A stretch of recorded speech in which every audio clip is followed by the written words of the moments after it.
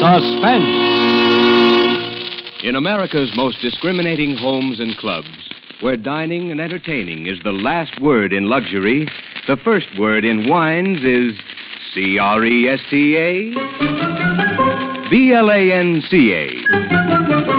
Cresta Blanca. Cresta Blanca. Cresta Blanca. Yes, Cresta Blanca California wines bring gracious luxury to your table from the finest of the vines. When you pour superb Cresta Blanca Burgundy, Sauterne, or any Cresta Blanca table wine, you enjoy the wine offered in America's most discriminating homes. For the best, serve Cresta Blanca.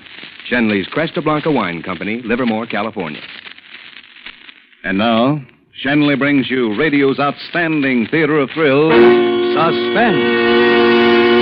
presented by Roma Wines. That's Roma. Roma Wines, for your everyday enjoyment.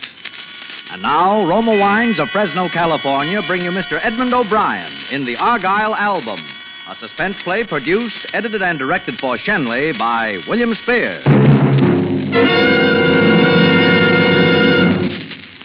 Back when I got my first job on the Herald, Alan Pierce was its star reporter. A little later, he went to Washington and became top dog of all syndicated political columnists. Pierce could tell you what the president said when he didn't like his breakfast and who was getting paid off, for what, by whom, and how much. He was a national big shot, so naturally, his coming back to the hometown last January got local front page. Especially since the first thing happens, he checks into the Belden General Hospital from a heart attack he had on the train, right as it pulled into the station. Quite an entrance in time. Well, maybe you remember. Just when 22 million anxious readers were waiting for his promised expose of the contents of the Argyle Album, the thing he'd been building up in his columns for about 2 weeks before. Teapot Dome was going to be a church club misunderstanding compared to this. Naturally, all the boys hung around the anteroom of this hospital suite during visiting hours, but nobody from the press cracked the door to the sick room for the first 3 days. Then, on the fourth morning, Van Selden, the doctor, came smiling out into the anteroom. Good morning, gentlemen. Gentlemen, Mr. Pierce would have willingly seen you all the first day. Of course, as his medical advisor, I couldn't permit anything of the sort.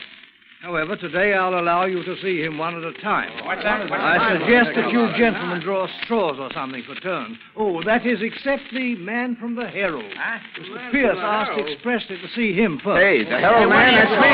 Is the Herald representative here? Over here, Doctor.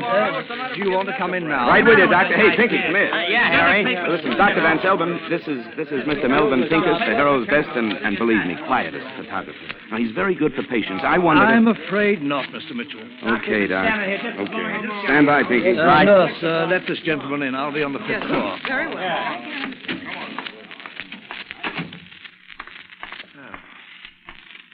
Hello there. How are you, sir? You're Harry Mitchell, aren't you? That's right, Mr. Pierce. Come on now, make it Al. All right, Al. So you're young Mitchell. Uh-huh. How time flies. I spoke to the old man on the phone. I said, send your next Alan Pierce over, and he sent you. Do you consider that a compliment? Compliment, brother. I'm going to hit him for a nice fat raise. Well, Harry, have you got your questions all written down like a good reporter should? Oh, no, I don't work that way, sir. Neither do I. I suppose you want to know what the Argyle album is? Hey, you're not really going to tell me. Look, crank me up a little bit, will you? Yeah, sure. Harry, it's got to a point where I think I ought to share it with somebody. Preferably somebody like myself who thinks like me. And I'm going to ask you not to use this unless I'm not in a position to. Okay, it's a deal. Well, you know what an album is. This one is quite a fancy-looking one. Tooled white leather bound, and a flaming crimson double-headed eagle crest etched on the cover. It's an impressive item. Maybe you better take it easy, Mr. Pierce. You were going to call me Al. Okay, Al, but honest, maybe you better... I'm all right. I'm a little dizzy. Want the doctor? No, just a drink. A drink of water, please. He lay back on his pillow, breathing terribly. There was a thermos on the bedstand that turned out empty. I grabbed a glass and ran into the bathroom, filled it from the tap. I'll be right there, Al.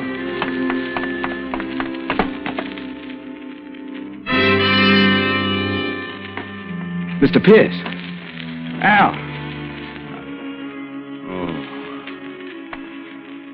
I stood there for a while, feeling awfully bad, thinking awfully hard. Finally figured an idea. Hey, Harry. Pinky! Here I am, General. Is he going to pose? Yeah, he's going to pose. Come on in here. What's going on? Pinky. Huh? Pinky, look at him. He's dead. Huh? Passed out while we were talking. This is our beat. It's big. It's a scoop. I don't want those other tin horns out there cutting in. What are you going to do? I'm going out and phone. You stay here and don't let anybody in through that door. Hey, you're not letting me alone with him. An old hound like you kidding? I don't like it. I went out to the pay station in the hall and phoned in the story. Then I found Dr. Van Selbin on the 5th floor and broke the news. Between the 5th and 7th floor, where Pierce's suite was, we picked up the chief surgeon, the superintendent, 4 nurses, and litter bearers and attendants. We went through the anteroom where the reporters were. Hey, come on. The newspaper boys smelled something was up. Nobody'd let them in Pierce's room. But the official hospital gang and me barged in and headed straight for the bed where the corpse was. I got a funny feeling. Pinky wasn't in the room. Dr. Van Selbin and the chief surgeon went over to the bed and pulled back the covers, and you could feel the shock go through the whole crowd. A long steel scalpel was sticking right up in the middle of Alan Pierce's chest.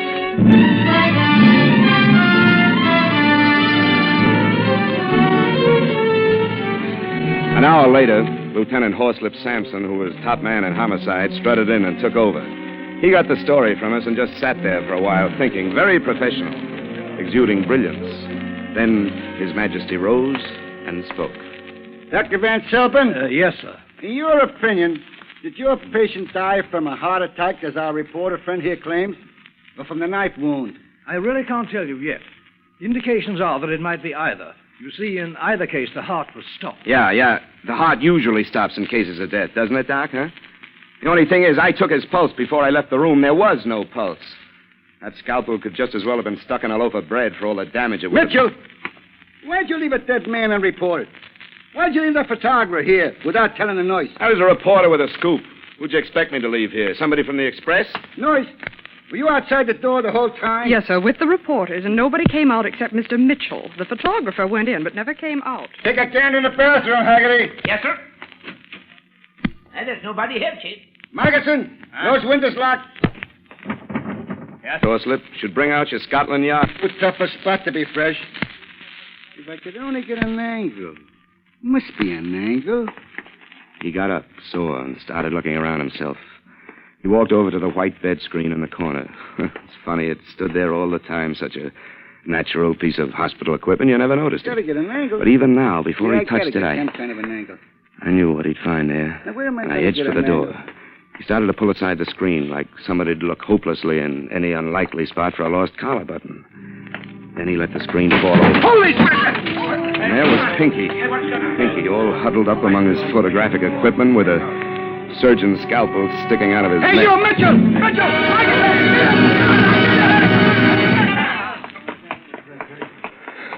I yelled to the reporters in the anteroom that they could go in now. The crowd coming out after me met the crowd going in, and I was in the corridor while they argued it out. I was around the corner and in the elevator before the cops could get through.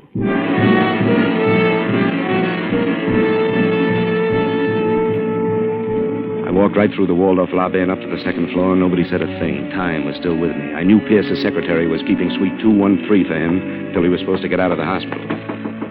One moment. Yes. May I come in? Well, I'm a friend of Mr. Pierce's, Mitchell of the Herald. Oh, what is it, Mr. Mitchell? Something I can do? Would you let me rifle your boss's desk, huh? What? Files, papers, and possessions. I'll put them back real neat. There's something I have to find. Are you crazy? I was afraid that'd be your answer. What are you going to do? I'm sorry. Don't! Really am. I really was. I didn't like to hit a woman, especially that cute.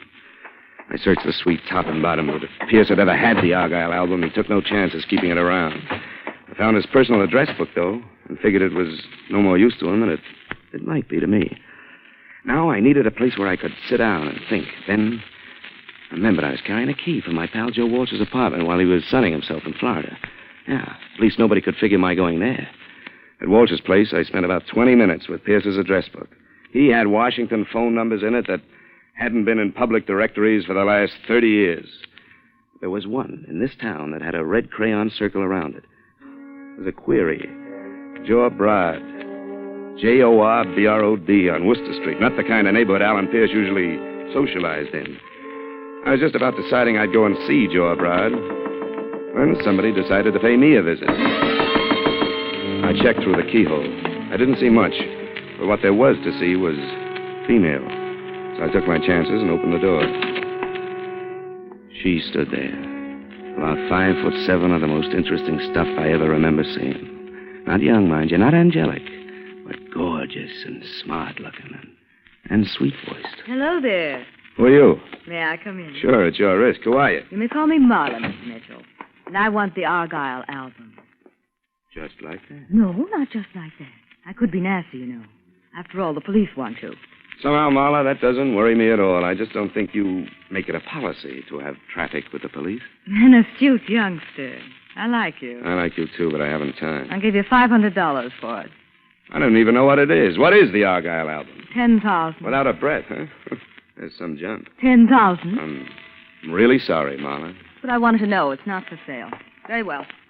She moved so casually and directly to the door and opened it so quickly I hadn't even gotten out of my chair before her two boyfriends stepped in. The first one looked like a fat businessman, hair slightly gray, nice smile. The one who followed him had the square, low-cut, irresistible appearance of a medium-sized tank. Mr. Winter, Mr. Holbury, Mr. Mitchell. How do you do? He's not terribly cooperative.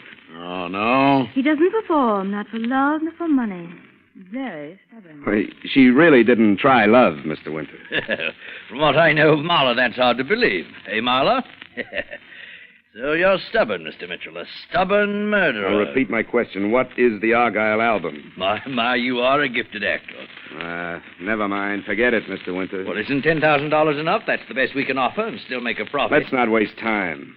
Oh, I am sorry, my boy. I'm very sorry. Very well, Gil. Yeah. The big guy stepped toward me. I ducked and took the table between us. Gil pushed it aside like it was matchwood. His left hand lashed out and had the lapels of my coat, and I was lifted until my shoe tips touched the floor, helpless as a baby. I started slapping my face, front hand and back. It kept up and up like a hot lick on the drums, and the agony was unbearable. He stopped. I waited. Like you wait between pauses of the dentist drill. Then I guess I tried to move because I saw the small eyes flicker and the huge fist come swinging at my face. I wanted to duck but couldn't. My hands were torn from in front of my face, and it came. Shocks of intolerable pain like searing flames, and then the flame flickered and went out.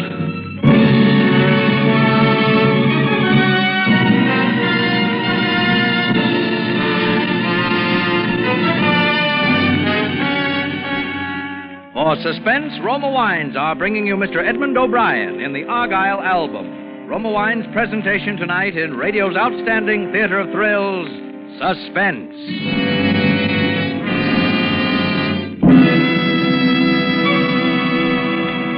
Suspense, radio's outstanding theater of thrills, is presented by Roma Wines. That's R-O-M-A, Roma Wines, selected from the world's greatest reserves of fine wines.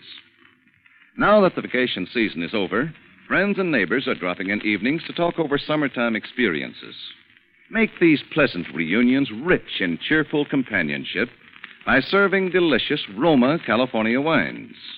Yes, guests are sure to feel right at home when you offer glasses of rich Roma sherry, Roma port, Roma muscatel, or Roma Tokay. These traditional Roma wines of welcome, long favorites with millions of Americans, add warmth to conversation, make every friendly occasion more enjoyable.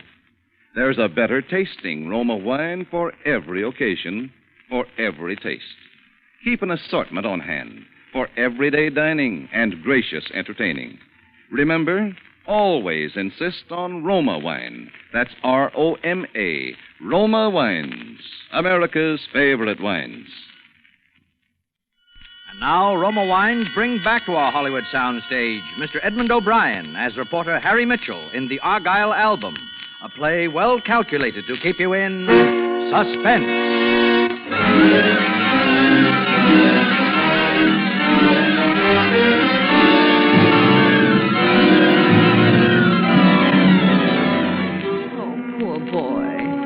was in the bedroom of the apartment, and Marla was bathing my forehead with a damp handkerchief. I lay quiet until things cleared up a bit. That's it. Rest a little. That's the boy. Marla. Where's the album, darling? Hmm? Where's the album? I swear I don't know. I don't know. You don't want me to call him again, do you, Harry? No, please, no. It's in the kitchen. Huh? I'm supposed to help you wake up and then... No, don't. But if you haven't got it, do you know where it is? I swear, Marla, I swear. I don't even know what it is. All I know is it's tooled white leather or something. You don't? Well, all right, here's what I know. Winter found it originally. He was in occupied Europe then. He doesn't admit it, but I think he was the leader of a looting party after an American raid. It was a sheaf of documents recording the transfer of large sums of money by certain individuals, both German and American. Big men who wanted to make sure that they'd come out right no matter whose armies won. Winter knew that he'd found a fortune that day. Fortune in blackmail. Well, what happened? He kept it in a public locker in a bus station. Normally the safest place in the world. It was in a town down here in Virginia, Argyle. On a 1,000,000-to-1 twist, he lost it. A gang of young hoodlums blew open that section with a dynamite stick. And it's been missing ever since, until Alan Pierce started hinting about it in his column in the international scandal it involved. So when Pierce died, you see, Winter had a right to suspect that Pierce's murderer might have the album. Naturally, the big man wanted too. Lots of people want it badly. Including me. You? What for? Resale value. I see. It's a decent motive. I'm a decent person. Yeah. Yeah, you are. Come here. Oh, you're nice. You're a nice boy. You know, I can just press my thumbs here at your windpipe and you couldn't even yell. I thought of that. You're not kidding me. That's the excuse I'll give to Winter. That you choked me and I couldn't yell. You get on the fire escape and I'll give you plenty of time before I call. I don't figure. What's in it for you? We'll see each other again, won't we? You'll find it. Hurry. Okay, honey. You asked for it. Not too hard. It was a funny experience, choking a woman deliberately. I squeezed pretty hard, scuffing bruises at her throat to make it look good. I got so mixed up I didn't know what I was doing. I took her once and kissed her very hard. I rumpled her clothes a little and mussed her hair, and when she looked pretty battered, I kissed her again, and then I crawled out in the fire escape and down. I gave the cabbie the Worcester Street address from Pierce's book. It was a junkyard. Joe Broad's junkyard.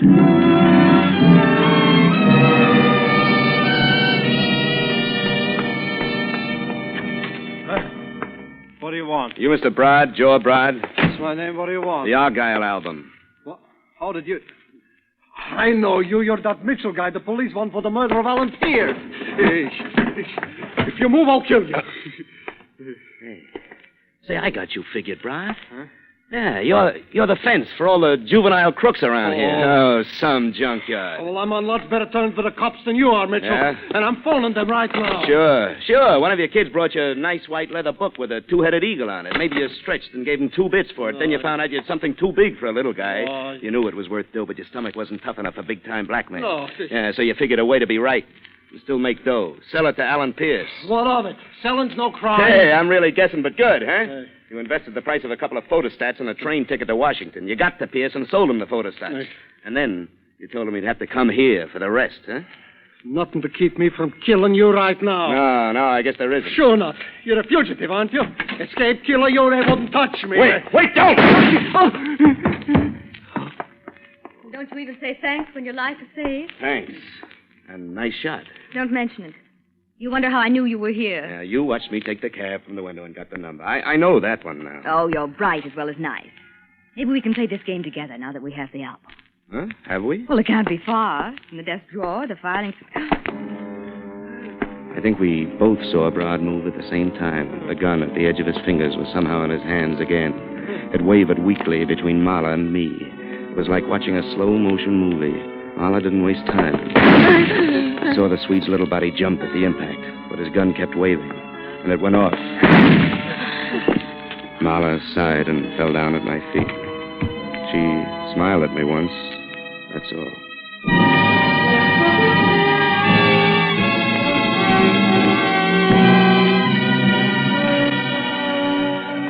I walked through 3 cops in the hall of the police station, getting no more reaction than a nod of greeting, and into Horslip Sampson's office. Thanks for the phone call, Mitchell. But you gave us a bum steer. What's your angle? Bum steer. I saw the shooting. We found a woman. Very dead indeed. But there was no man. Joe Bra? He didn't look alive when I saw him last. Well, he wasn't there. I'm only telling you. And what do you expect us to do with you? Well, book me on suspicion of murder. The murder of who, may I ask? Alan Pierce, naturally. You, want to confess? It's not bargain day today, Lieutenant. Oh, it was just an angle. Look, did the autopsy on Pierce come through? I was wondering why you gave yourself up. Yeah, he died of heart failure, like you claimed. But only because he was so loaded with dope, even a normal heart would give out. Dope? You mean poison? Oh, same thing, too much medicine. And Dr. Van Selbin, the one who dosed him, has disappeared. Took a powder. You're not even runner-up for suspect now, Mitchell. Heart failure. Heart failure. But then why the scalpel? Why? Whoever stuck that scalpel into Pierce wanted to create suspicious circumstances around the death, so they'd be sure there'd be an autopsy. Hey, that's an angle. Yeah, but how about Pinky? And how did the murderer get in and out of the room? How? Look, Mitchell, you want to be held? No. Then stop asking questions I can't answer. Go on, beat it.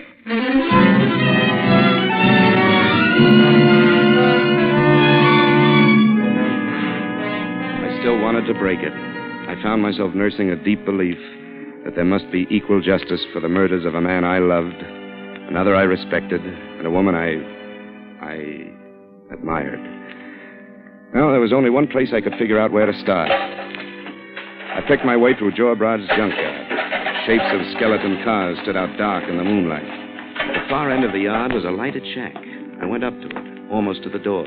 Somebody pushed me from behind. My own body knocked the door open. Brod was propped into a chair, facing me, his eyes wide. Winter stood beside him, and Gil walked up from behind me alongside. Oh, come in, Mitchell. Thanks. Well, Mr. Mitchell, this is a proper ending. Another demonstration of the ascendancy of will. Is he alive? Who? O'Brod here? No, not now. He was very weak and had no resistance, but we learned what we needed. He had the album quite cleverly hidden. But we have it now. Oh, yeah. You want to see it? Thanks. Say, who hired Dr. Van Selbin to kill Pierce? A very powerful and very wealthy individual. Most concerned with retrieving the album, Mr. Mitchell. But you didn't want it to be heart failure. You wanted to force an autopsy. That's why you stuck the scalpel into the corpse. That's rather clever of you, Mr. Mitchell. And in the hospital, you were dressed as an attendant, right? Huh? You got behind that bed screen sometime earlier in the day, probably early in the morning before Pierce woke up, right? You were willing to wait a long time for what you wanted. It was very tough. You hoped to find out from Pierce where he had hidden the album. You found out instead that Pierce didn't have it. But you knew that Pierce was going to die anyhow from the overdose. Oh, you decided to frame the doctor with the scalpel, forcing the autopsy. You know, there's only one conceivable reason for you to have taken all those chances. And what, may I ask, can that conceivable reason be? That you are the powerful and wealthy individual who got Dr. Van Selbin to do Pierce's murder. Really? That you are no more Mr. Winter than I am. Wow. Yeah, the original Mr. Winter who smuggled the album out of Europe. You eliminated when he first tried to blackmail you and your fellow thieves. Thieves, really? By that line of reasoning, I was able to do a little research in the files of my reporter's memory. And in spite of the fact that you have no mustache and there are several other slightly physical changes that could be easily adjusted, you have an amazing resemblance to the very powerful, very wealthy Mr. Gerald K. Avery. Theory, merely theory. But isn't this indulgence in violence a strange occupation for a man like Gerald Avery? Not at all, Mr. Avery. Man doesn't become an international power by going to Sunday school every week. You decided nobody could do your dirty work better than yourself. I suppose you felt you needed help, so you got a professional adventuress like Marla to work with you on the grounds that you yourself were an adventurer, a blackmailer. The same goes for Gil here. Yeah, your time's run over, Mitchell. And Pinky, yeah. Pinky. Of course, it doesn't bother you that you killed a nice guy with a nice family. To you, he was only in the way. You stuck the scalpel into Pierce's corpse to save yourself some more trouble. The trouble of paying off Dr. Van Selbin. You'll probably show up floating. You dragged Pinky behind the screen, and you got behind with him and hid. Then when all the doctors and attendants broke into the room and rushed around Pierce's bed, you stepped out casually from behind the screen and mingled with the crowd. You were dressed for the part. As a reporter, Mr. Mitchell, would you describe that exploit as daring or brilliant? No, Mr. Avery. I'd use the words selfish, traitorous, foul. Oh, your morality sickens me. There's now, one Mitchell, more thing you didn't count on. Gil here. Gil has nothing to do with it. Oh, yes, he has. You keep your mouth shut. I'll do nothing of the sort. Let him talk. Gil! Let go of my arm. Let him talk. Thanks, Gil. And just keep hold of that arm. Talk. Okay. As I was saying, Mr. Avery, you forgot that Marla and Gil have been playing along with you because they figured you were their kind. There is a certain honor among little crooks, but not among you big-timers, Mr. Avery. Now, you have the album that couldn't hurt anybody but yourself. Who's the blackmail? Where's the payoff? Gil's wondering what's going to protect his interests. He knows now what happened to Dr. Van Selben. He knows. You see, he figured you for an honest crook, not a big-timer. You're not listening to him. He's only playing for time. He's only trying to save his own miserable skin. I'll pay you off, Gil.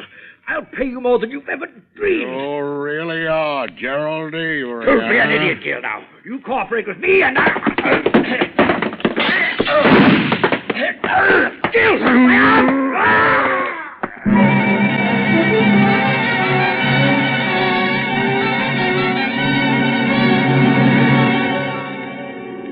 That was a bad mistake of Mr. Gerald K. Avery. You see, he figured his gun was bigger than Gil. He moved fast, but not quite fast enough. The lead hit Gil in the shoulder, but that didn't even faze him. I understand he broke Avery's arm. That's when Avery screamed. The next blow broke Avery's neck. Well, there was an awful lot of excitement because Horslip's shadows caught up with the proceedings just about this time, and the details aren't too clear. All I know is, that it had been a big day. I was awfully tired. I went home, climbed in bed, and slept a long, long time. With my head on a nice pillow made of tooled white leather.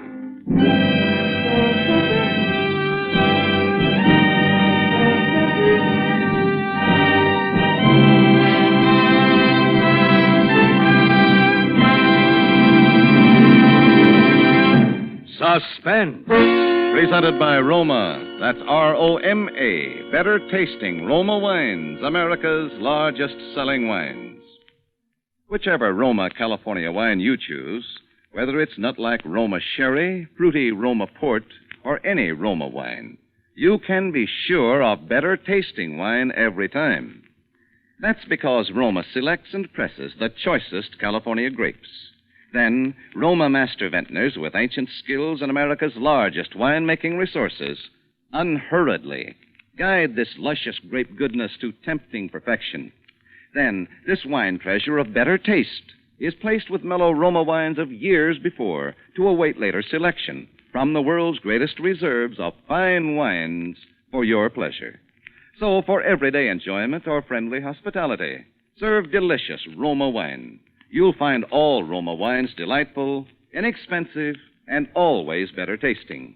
That's why more Americans enjoy Roma wines, that's Roma, Roma wines, than any other wines in the world. Edmund O'Brien appeared through the courtesy of Universal International Pictures, now releasing Something in the Wind starring Deanna Durbin. Tonight's suspense play was by Cyril Enfield. Next Thursday, same time, you will hear Michael O'Shea as star of Suspense. Produced and directed by William Spear for the Roma Wine Company of Fresno, California. This is CBS, the Columbia Broadcasting System.